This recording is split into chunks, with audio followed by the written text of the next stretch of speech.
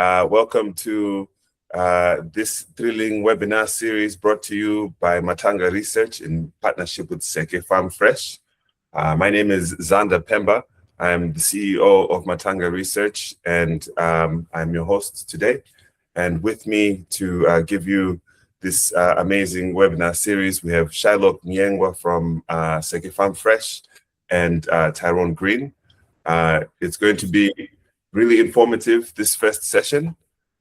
It's supposed to be a bit of a primer to get everybody situated around where it is they sit in this whole exporting to the US side of things, whether you are a farmer, whether you are an aggregator, whether you are a service provider and whatnot. We would really like to you to sit with us, not just for this first webinar, but for the entire 3-part series. And you can ask your questions in the chat, and at the end of today's speaker session, we will answer all those questions at the very end. So with that, I will let Tyrone, our COO, take it away, introduce himself, and then go right into the materials. All right, Tyrone Green of MATANGA Research, as Xander previously said, COO, Company Operations Officer. Just be walking you through any questions you have. We have a small group here, so any questions you have while we are kind of going through any slides, if you kind of raise your hand, my team will try to get you before we go, too far. So, very open session here. So just let us know if you have any questions. I'm going to go right through the slides, and like I said, no problem if you guys wanted to just jump in. All right. About MATANGA Research, enterprise-grade compliance system built for food businesses ready to grow. Zimbabwe founded. Our CTO is based in South Africa. That's Duma. He's here somewhere in the chat. Compliance first. We build food safety infrastructures, SOPs, basically standard operating procedures, all your documents surrounding whatever you're doing and any processes that you may own. Audit trails, corrective actions. So if anything was to be found wrong, helping you basically put in programs to correct those findings before you need it on your own existing tools. What we mean by own existing tools, a lot of people, companies, farmers, aggregators, you may have your own computer system. So when we say we built on your own system, that's what we mean. You own it. We build on your tools, already owned and controlled. If we part ways tomorrow, it still runs. We build your capacity, not your dependency. So in other words, if we build on your system, the relationship doesn't work out, you guys want to part ways, you guys have the information already. There's nothing to the point whereas you have to depend on us in order to keep going. GS1 solution partners. We assign your GTIN barcodes directly. One partner for compliance and product identity. Today's session in 5 moves. The opportunity. Why the US and why not? Number 2, does your crop have a US lane? An honest look into that. Number 3, the power of numbers. Why aggregation changes the game. Number 4, the journey, farm gates to US shelves and where the series takes you. Number 5, are you ready? A quick shelf check and how we help. The opportunity, why export to the USA? It's a $1.5 trillion industry for the US food and beverage market with 330 million plus US customers. So definitely a market you will want to look into. Counter seasons.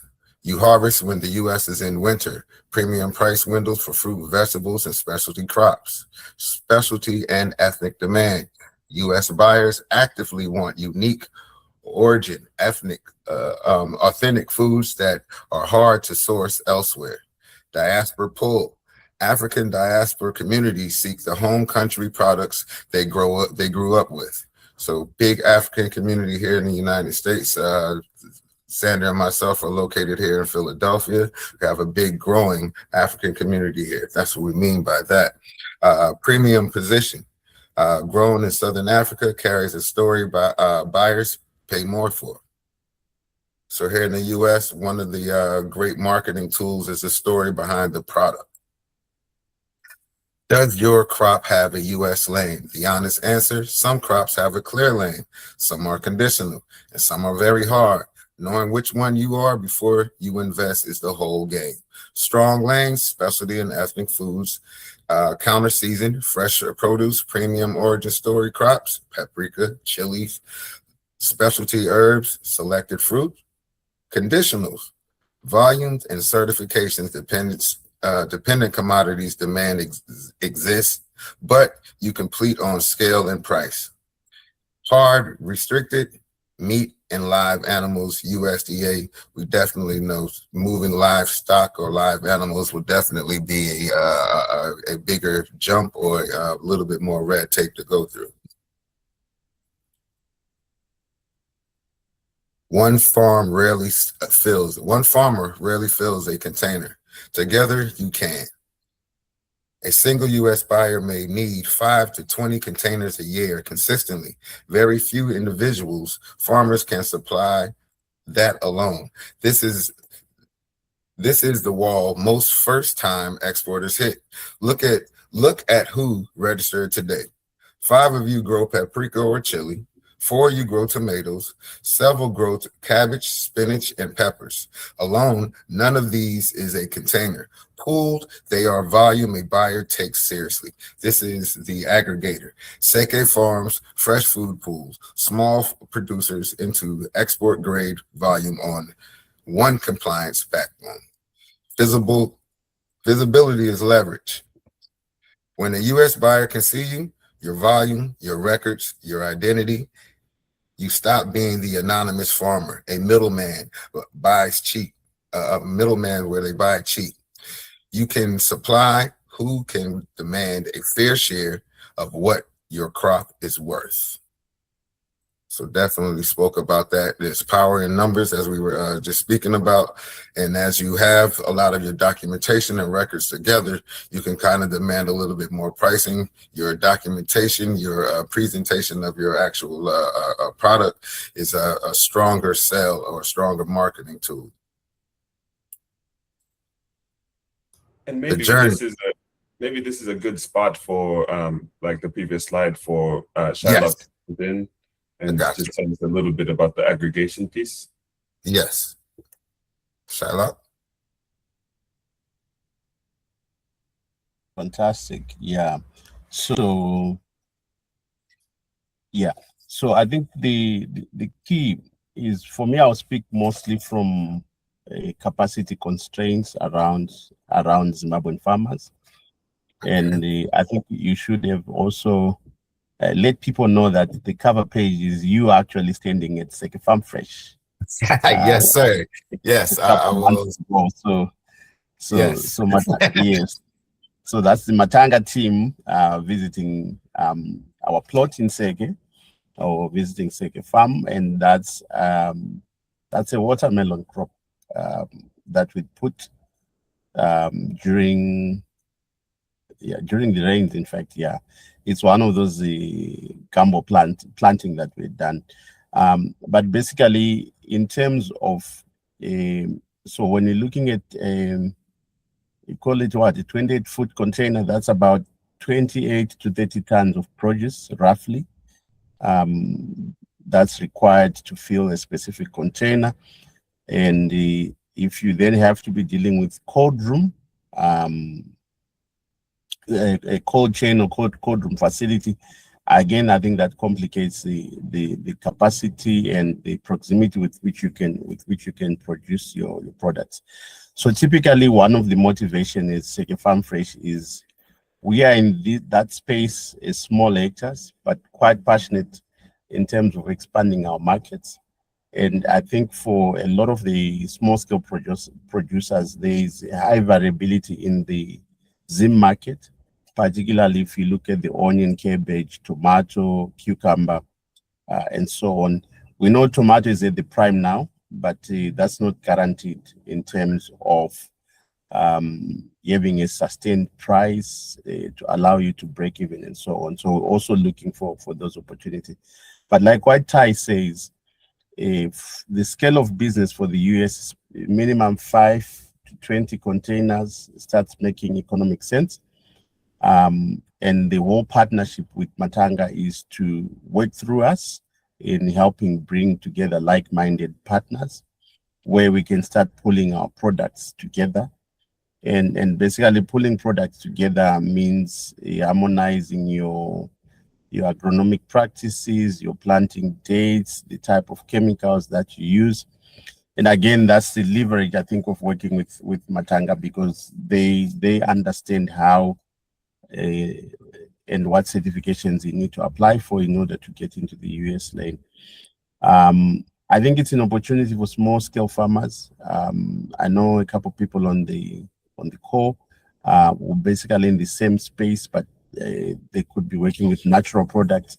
Again, the whole idea of aggregation starts making sense in terms of the economies of scale and being able to ship your products into the US. So basically what we're exploring now is we are also in phase 1 in terms of what is our lane into the US. Do we grow watermelon and compete with South America, or we shift to some other product? Again, that's the work that Matanga is helping us look at together with the partner in South Africa in terms of saying what sort of becomes your most viable pathway into the US. So hopefully with people joining in and showing interest, we're then hoping to start scaling up around growing a specific crop or a specific value chain that we need to exploit together. And with the Matanga team doing a lot of the background work around how is it that we can get our produce into the US. So Ty, I think I'll stop there in terms of this whole idea of 5 to 20 containers per year, what that practically means for smallholder farmers such as ourselves.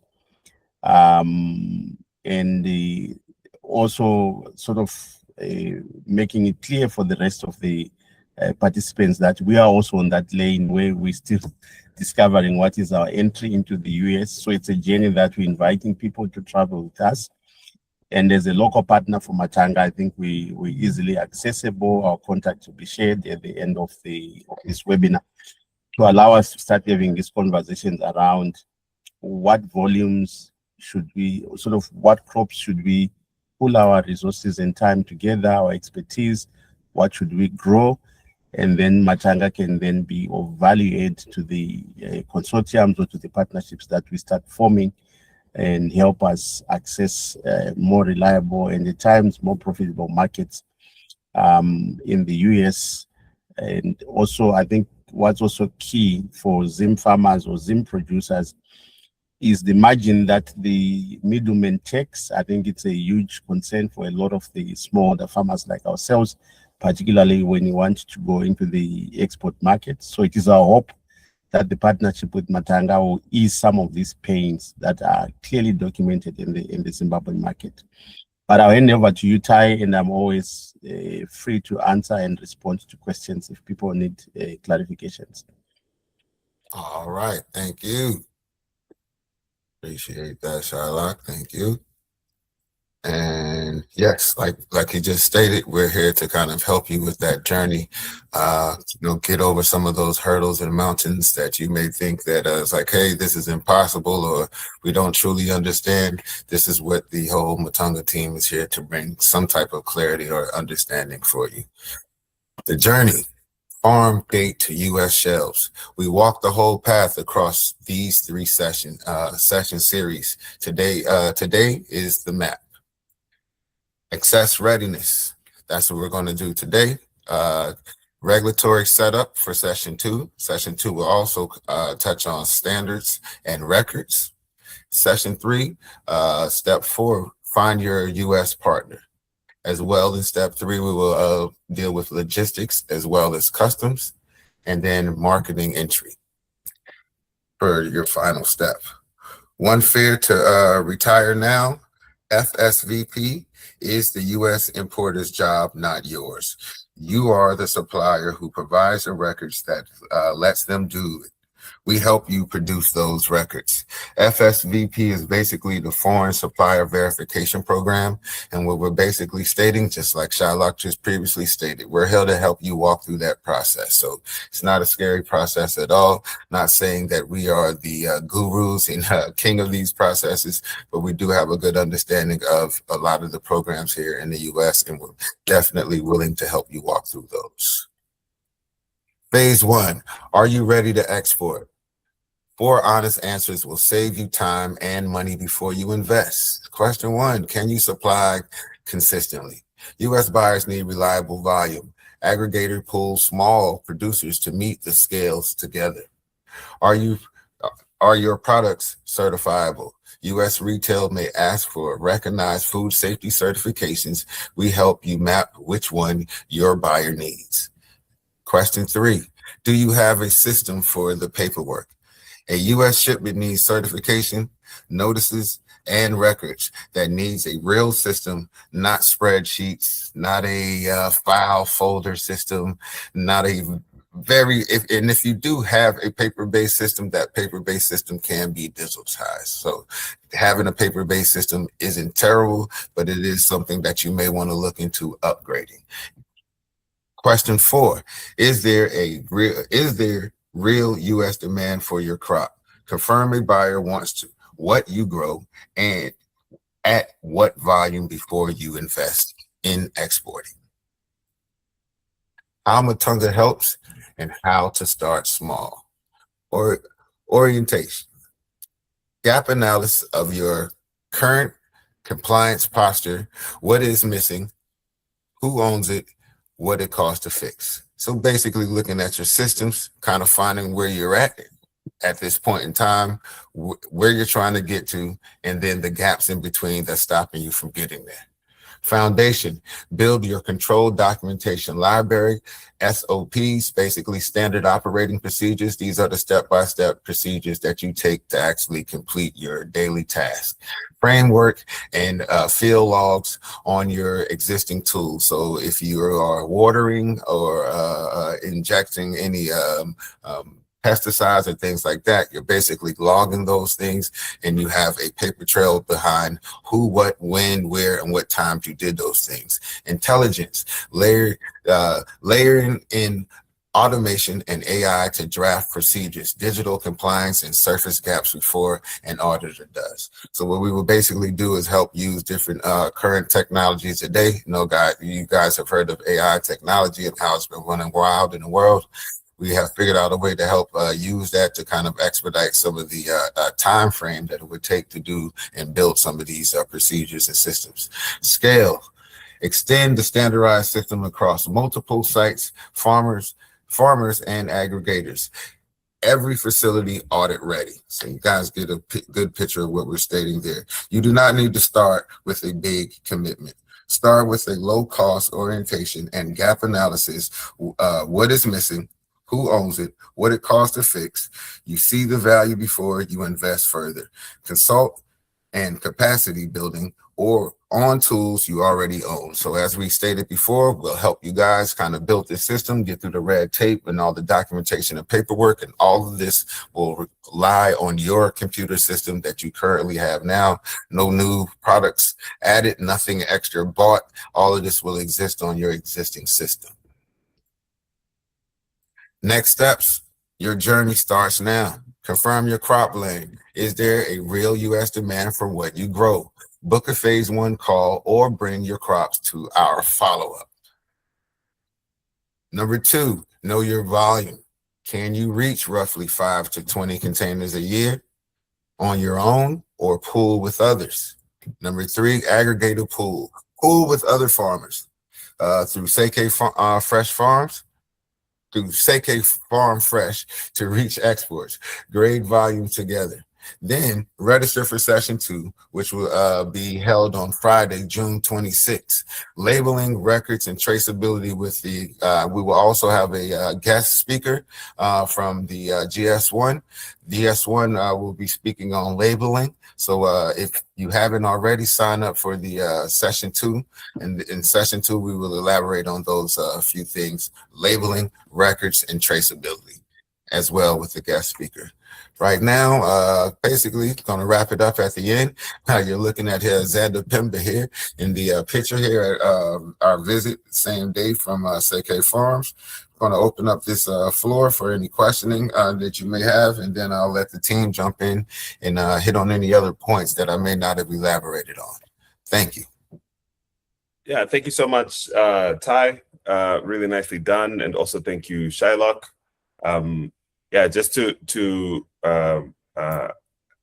harp a little bit on some of the things that Tyrone and Shylock were mentioning. Also, welcome to those of you who joined late. This webinar is going to be put on YouTube after it's all done, and anyone who attended today is going to get a link to that so that they can be able to rewatch, share with their friends, and dive a little bit deeper, and maybe prepare for the next one with questions, depending on how it's going to be helpful for everybody. The main issue that we have discovered at Matanga is that most people who are suppliers, growers, or provide the raw materials aren't really visible in the supply chain. And when you're not visible in the supply chain, it means you never get compensated what your true value is, right? Whether you're growing matoe or chibage or rice or whatever it might be, with all those practices that you use in your operation, nobody sees that because you might not understand how to make your processes visible and legible and conforming to the global standards. And this is where the real advantage of aggregating, right? There's strength with numbers, as Tyrone was mentioning earlier. So yeah, we certainly help with we certainly help with getting people to be a little bit more legible and visible so that they can command those prices that for the things that they are looking for. And in some of the questions that people were asking before, somebody asked about crops like CBD, marijuana. Tyrone did mention that some of these crops are definitely much more difficult because of the amount of regulation for those controlled substances. For meat, because there have been outbreaks of mad cow and foot and mouth and all those other diseases for livestock, it's very, very complicated. But if you're doing biltong or anything that's been processed already, that certainly opens up that lane for you. And on the CBD and THC and marijuana piece, I would just say that one is more of a controlled substance. So yeah, like a lot of regulatory hurdles, and that would certainly be something that we can sit down and help you to at least understand what the landscape looks like before you go all in exporting your 5 containers of Zimbabwean CBD or whatever it is that you might be growing. We're going to start taking Q&A. So if you have questions, you can either ask them in the chat, or we're small enough right here that people can hop on to the, they can just come off mute, introduce yourself, where you're tuning in from, what your concern is, and as a panel, we can try to answer your questions as best we can. Also, hello, Agnes. Hello, Victoria. Welcome everybody else who joined after we started the webinar.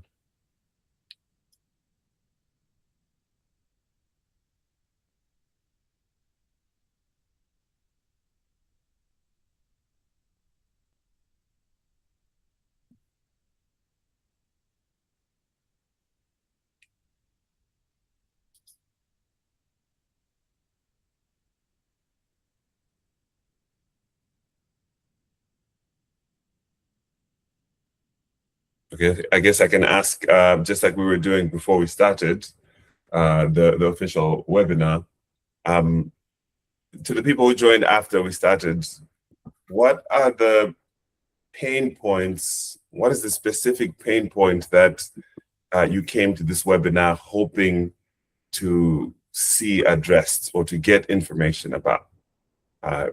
Anybody, feel free to jump in and chime in with what's on your mind.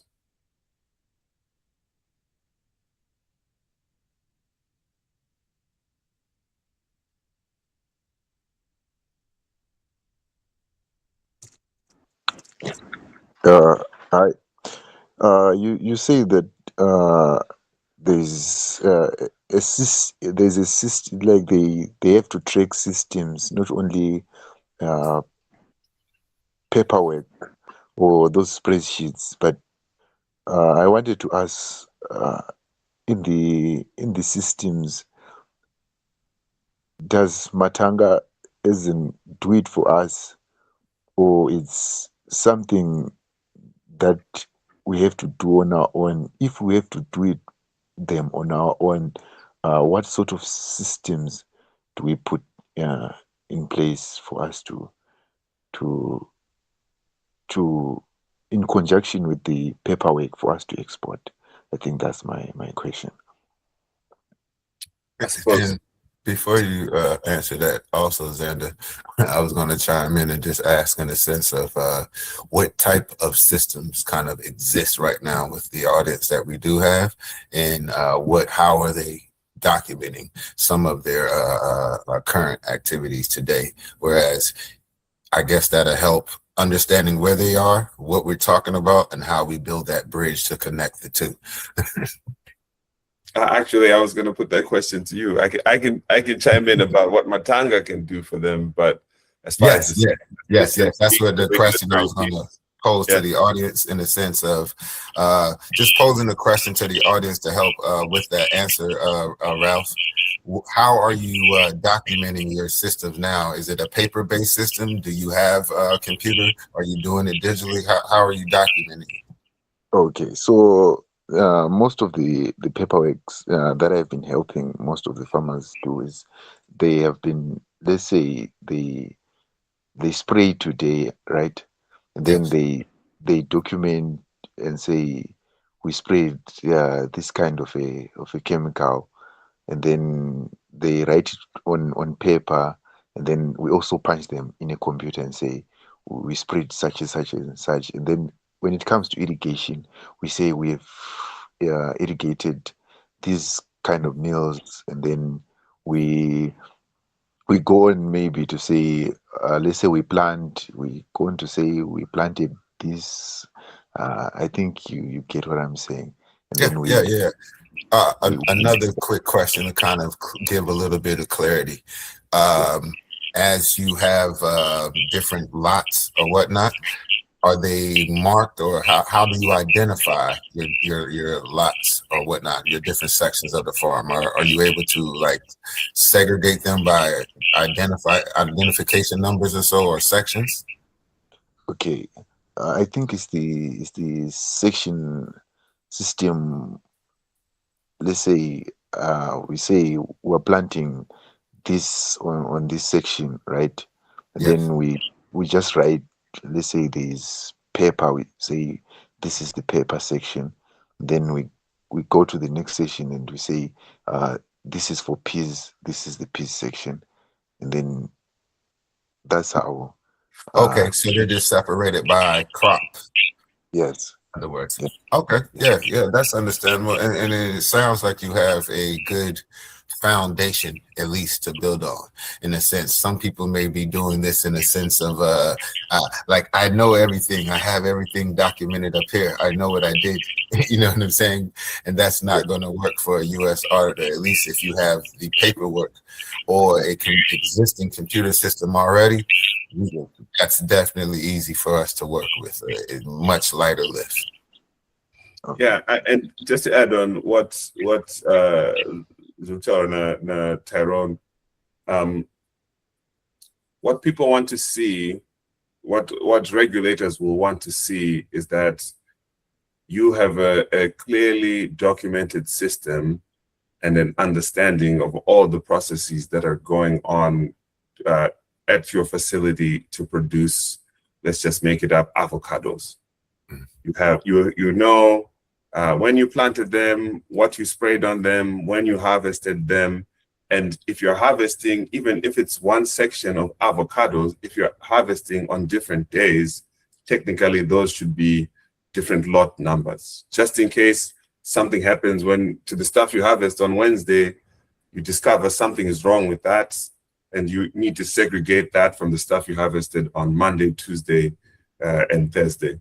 So that's the traceability piece. That's very, very important. And definitely a buyer from the USA is going to be looking to see that you understand or that you can give them this information, because when it gets to the United States, if there's a recall of any of the avocados that get here, they need to be able, the buyer needs to be able to demonstrate to the government, to the Food and Drug Administration, the FDA or the USDA, United States Department of Agriculture, they need to be able to demonstrate that they can trace back to the source, to the farmer, like one avocado or this batch of avocados that was made that was packed on a Wednesday in Zimbabwe or wherever you're growing up, Kensington, Bulawayo or whatever. They need to be able to demonstrate to the regulators here that they can trace it back. So the systems we're actually talking about is traceability is a big one, and also good agricultural practices. You need to be able to demonstrate that. Your spraying schedules, your trainings, your standard operating procedures, those sorts of things.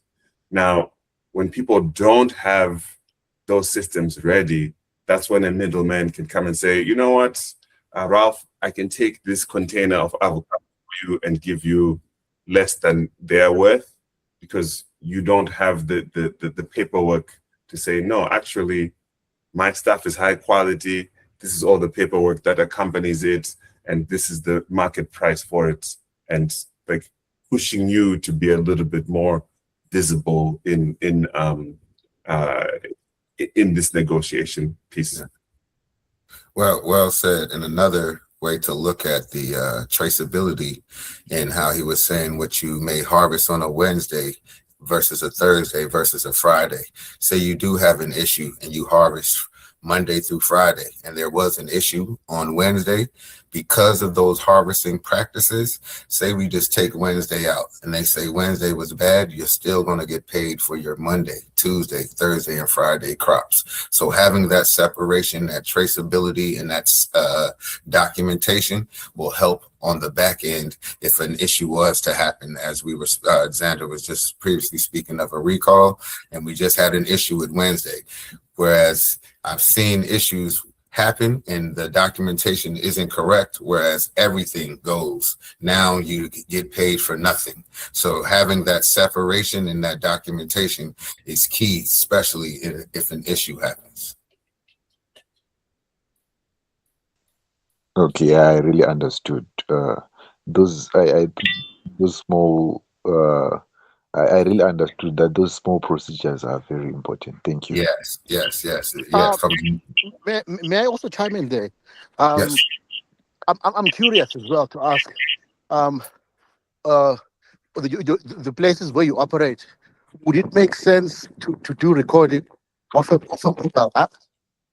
What's connectivity like in the farms that you operate in? Is it something that will be practical? Is it something that they're familiar with? It's a good question. Yeah, Ralph, I think that question is for you. Duma is asking, what does cell phone connectivity look like for you? Is your team or are the farmers on the ground or the workers on the ground able to use their cell phones to collect this data in real time? Or how are you making note of what's going on? Is it all paper based, or are you using computers, phones, and whatnot, Excel?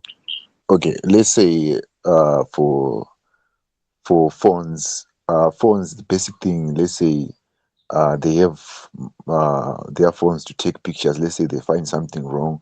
Let's say they find a certain paste, then they just take a picture, and then they keep it, and then maybe the other thing, they have those sheets where they record. Let's say we planted maybe today, and then they just write maybe outside the field, maybe I think where it starts there, they just write this is cabbage planted on such and such a date, and then they have just a small board that is written, and then we have reports, let's say on Fridays, and then they write down reports and say, we saw this, we managed to spray this along the week, and then we all compile it and say, and then we just keep it like that. I think those are the systems that I'm coming across. And Duma, does that help to elaborate for you? Yeah, no, it does. It does a lot. I guess we can interrogate that deeper, Yeah, for sure. and see what kind of records you're keeping. Then we can assist with that. And then I think Asimbongeni had a question, and then we could go to Shylock, unless Shylock, you have a response that would directly address what Ralph was asking.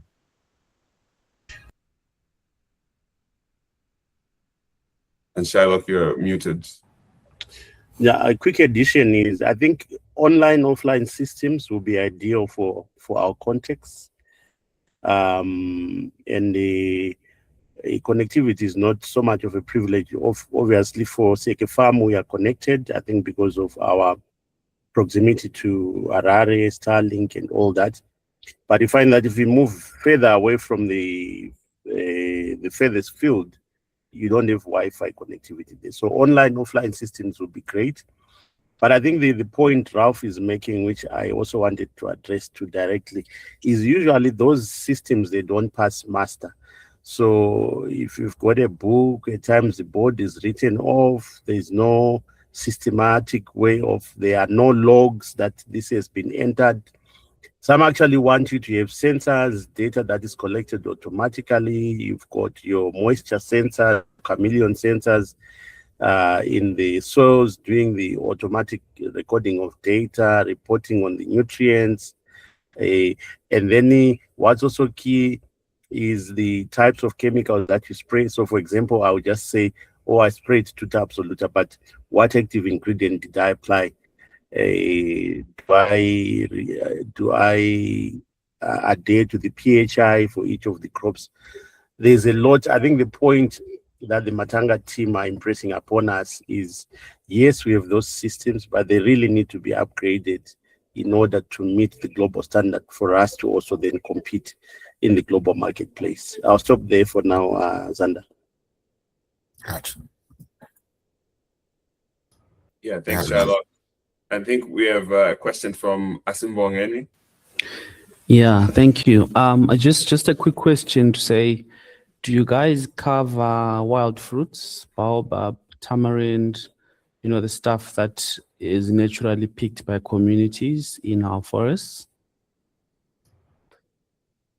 Yeah, I think that's actually a very good question, an interesting one at that.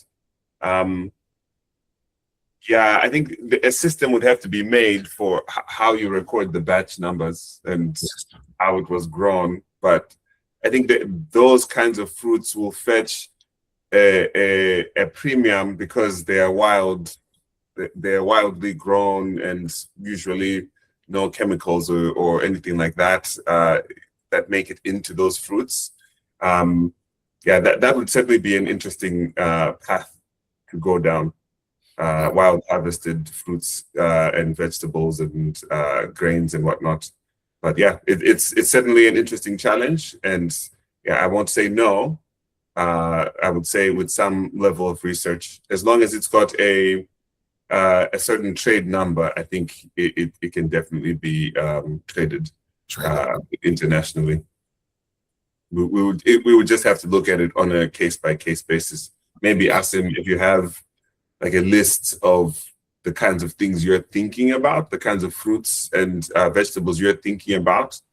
We can do some research on our end, and then starting when we have circled up for the next webinar, or maybe even offline, we can send you a brief primer on what the landscape looks like. I'm not sure if Ty or Shylock, you guys know a little bit more on this lane. Not a whole lot, like you said. Just have to dig a little deeper, but I do think there is definitely a lane for that. Just have to do the research and trying to see what documentation is needed to support that, the transitioning and exporting of that good. I'm pretty sure they, the information is there. It's just a matter of obtaining it and see how to apply it in, each different situation. Yeah. Definitely something we will definitely have a little information on that by the time we go through the next session. Okay, thanks. No, I'll reach out to the list as well of possible fruits that I'm talking about. Thanks. Yeah, appreciate that. All right. Okay. Does anybody else have any more questions, or I can delve into the questions that the participants submitted before the webinar? Is there any concerns that people are thinking about? Something that's on your mind?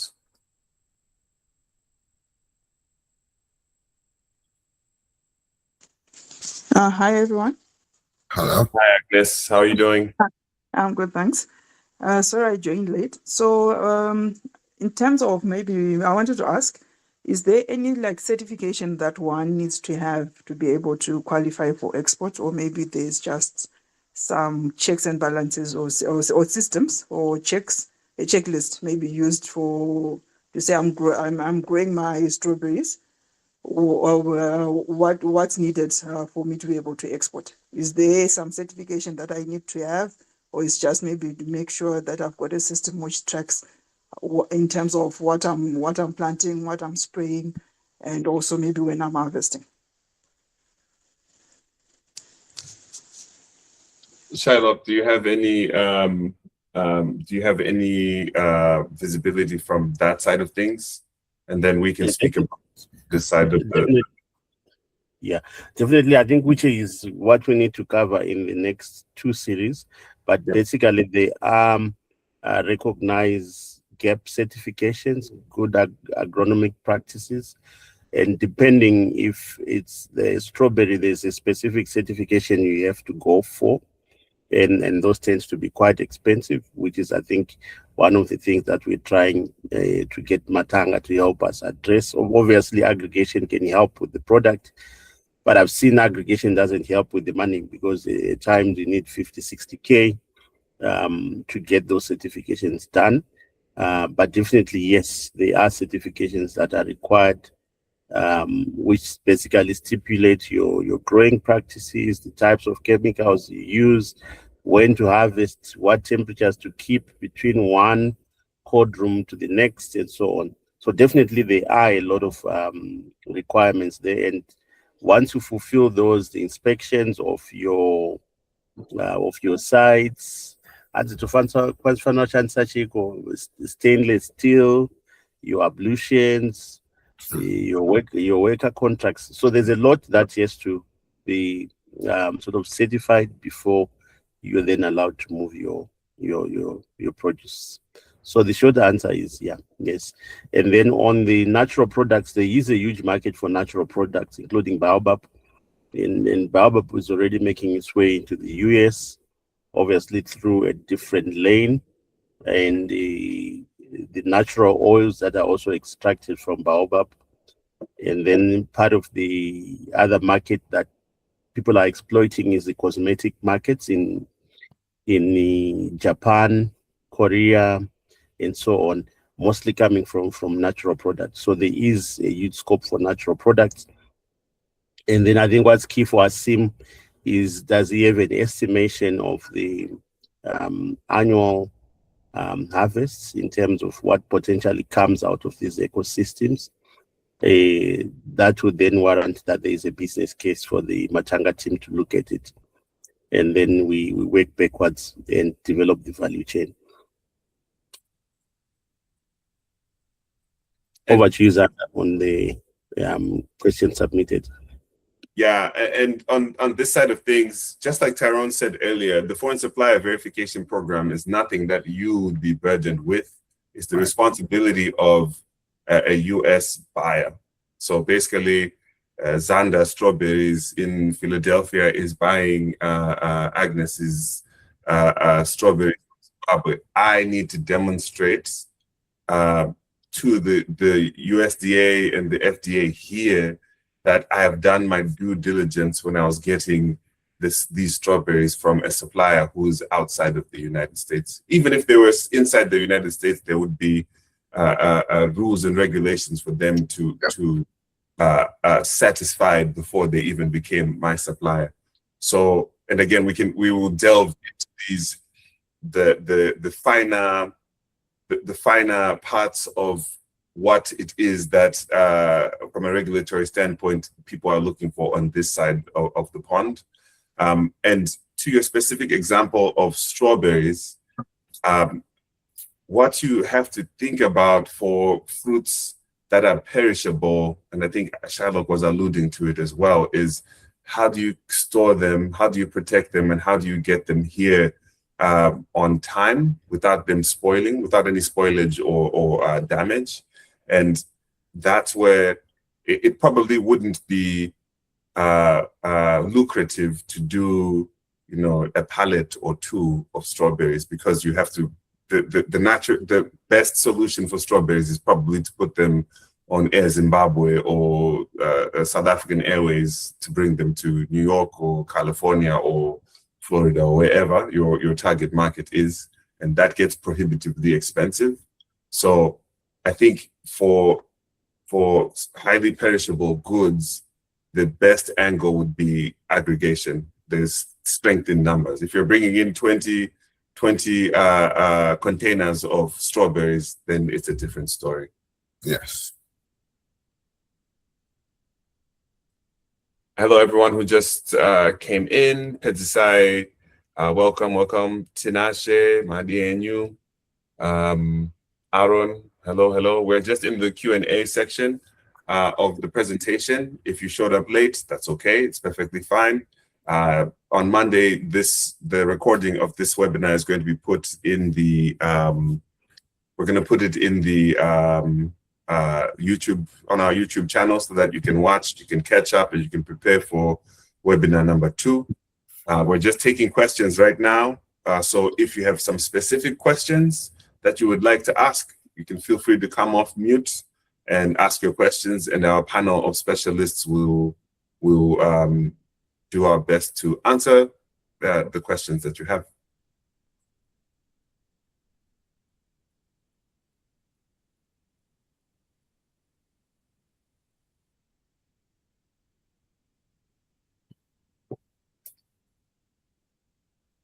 And just a few numbers based off of the people that signed up, the questions that they were asking in there, based off of what we saw people growing, or we heard that people are growing. Quite a few of you, I think about 25% of the registrants mentioned that they are growing paprika and chili. Interestingly enough, that is actually the strongest lane in the United States right now. There is a very, very high demand for paprika and chili, paprika/chili. And it's about almost $890 million a year in imports. So the nice thing about chili as well is you can send it dried, and that reduces the burden on storage, cold chain, and all that good stuff that Shylock was alluding to. So your paprika has a real US lane. And yeah. The other one that I saw that was mentioned, sesame. The nice thing about sesame is duty-free, and US is a top importer of sesame, the bulk of which comes from India and Pakistan. So you would be a non-Asian, Zimbabwe or Southern Africa would be a non-Asian alternative. And then turmeric, duty-free, it can be dried, it can be processed into turmeric powder, and it's a very high specialty demand on this side of things. It's a low friction, good lane. And then chia is duty-free, dried. That's a good angle for this particular crop.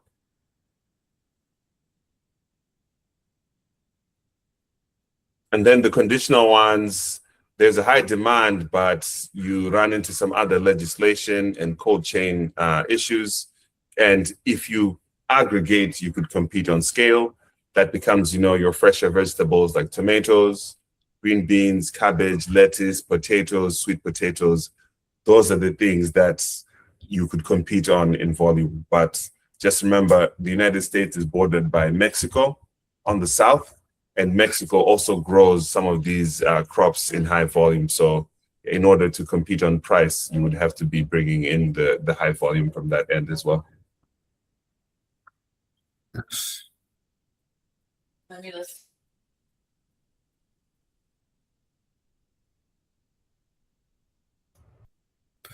Maybe want to grab any questions that may have came in prior to the webinar.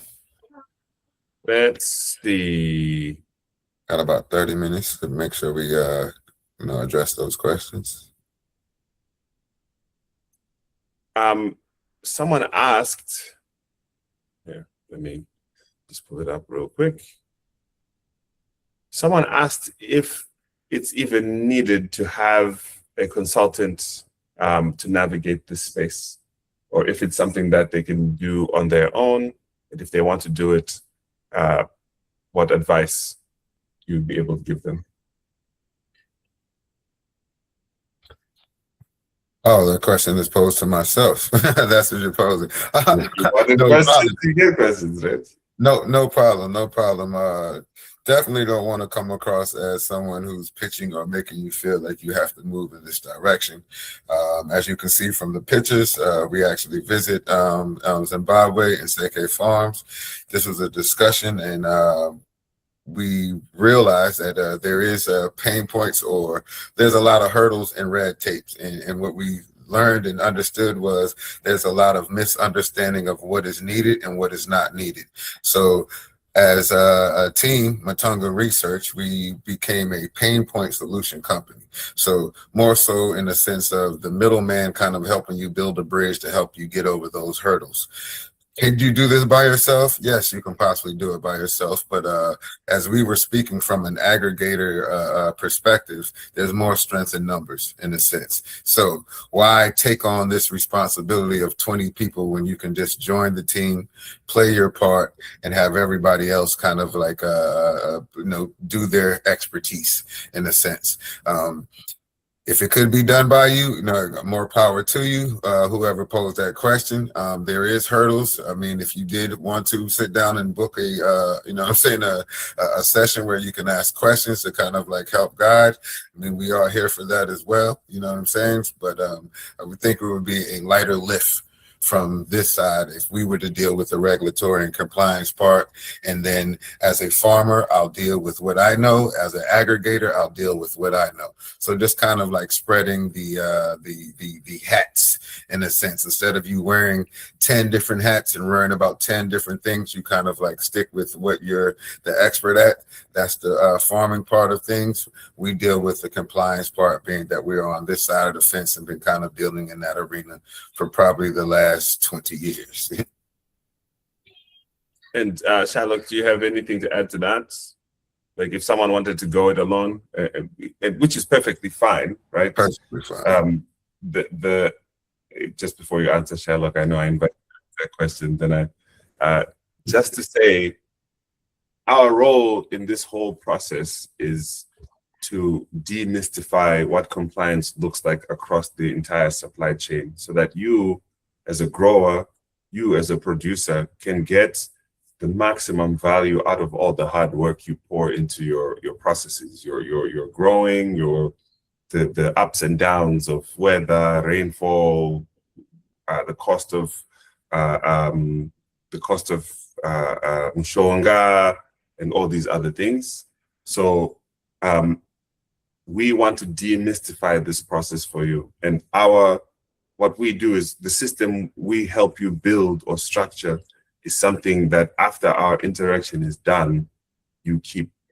The SOPs we help you write, the tracking systems we help you to build, and all that good stuff is things that if you decide to no longer work with us, will work intact as long as you continue to maintain them on your end of things. And we want to continue to do sessions just like this to demystify the regulatory piece of things. Absolutely. Shylock, you can chime in.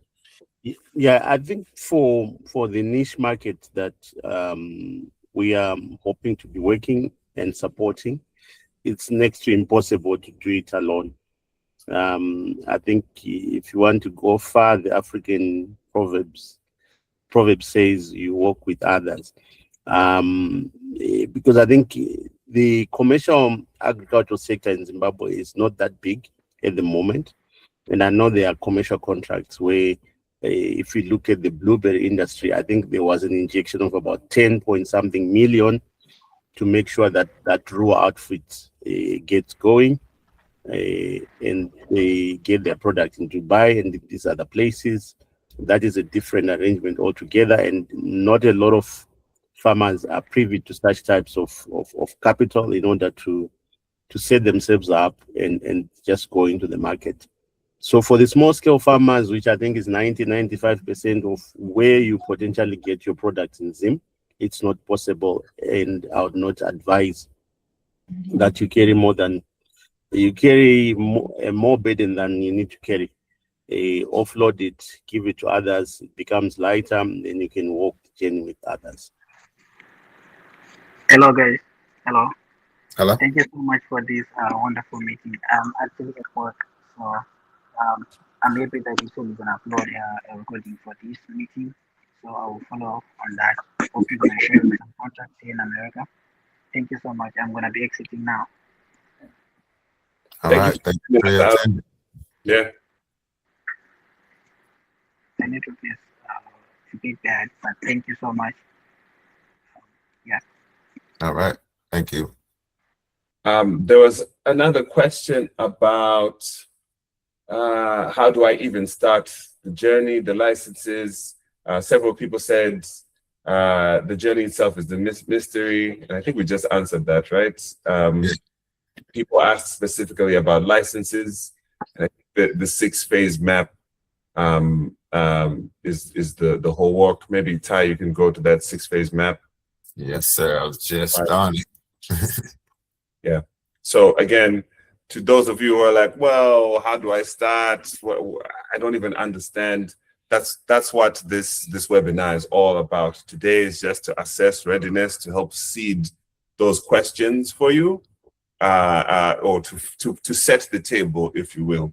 The next one, session 2, that's when we're gonna get into regulatory setup, the licenses, the things you need to prove on your end of things, on this side of things, what you need to consider as far as export, and all that good stuff. And then in session 3, that's when we get into the deeper technicalities of everything,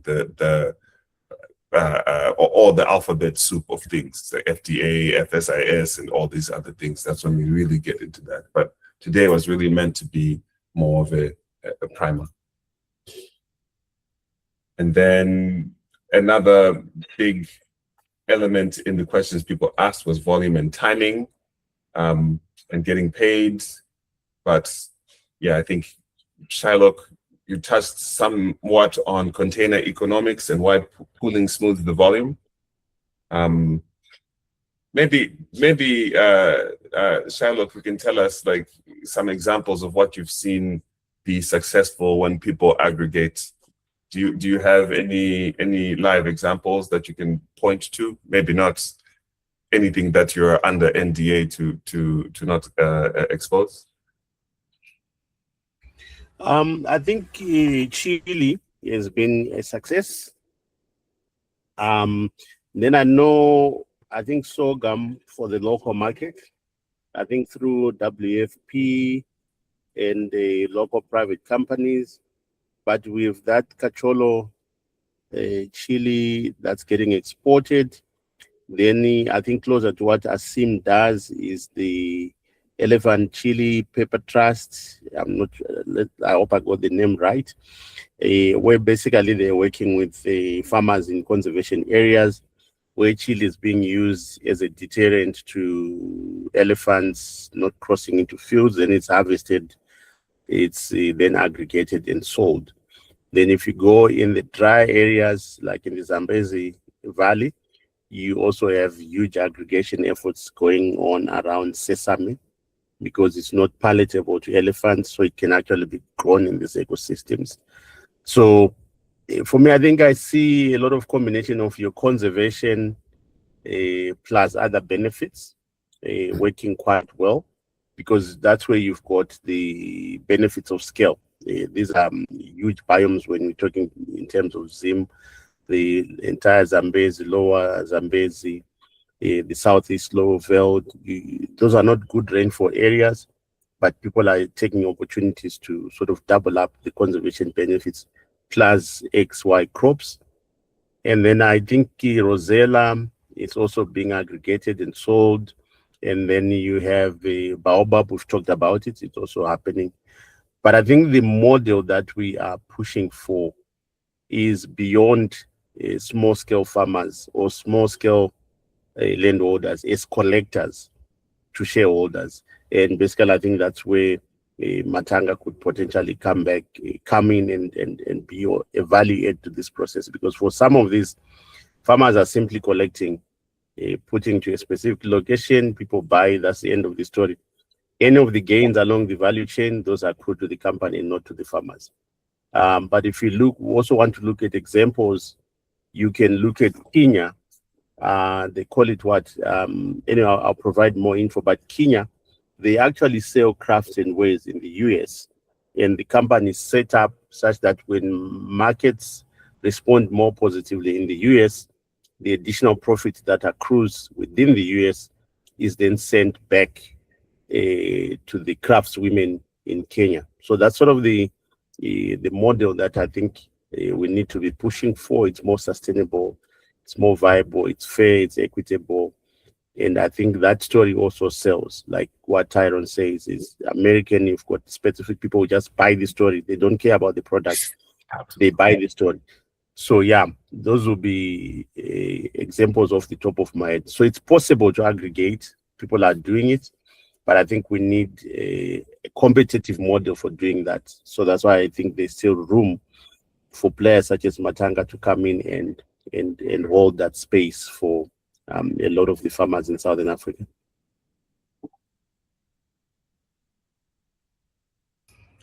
All right, thank you, Shylock. Yeah, and those are the only things that the biggest themes that we saw across the questions that people were asking as they signed up. Maybe Ty, you can go to the last slide, unless if people have any more questions, we still have plenty of time until past. If not, then we can tell you about what's coming up next and where to find us if you have more questions. I'll just give a moment for people to think through that last question that they were hoping to ask. And just know when it comes to regulation and compliance, there are no stupid questions. It's better to ask your question and realize that more people are thinking about your current problem and situation than you could imagine.